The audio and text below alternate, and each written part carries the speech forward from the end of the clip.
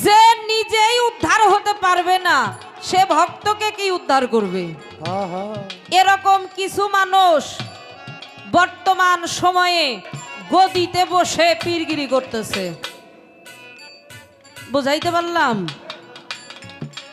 যে মানুষটা নিজেই গুরু না,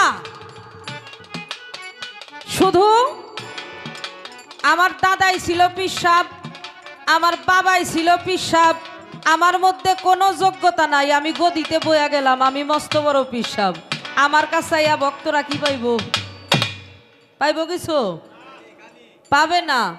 এজন্য যোগ্য ব্যক্তিকে যোগ্য স্থানে রাখতে হয়। সিংহের দুধ কখনোই মাটির পাত্রে টিকে না বাবা। সত্য কথা।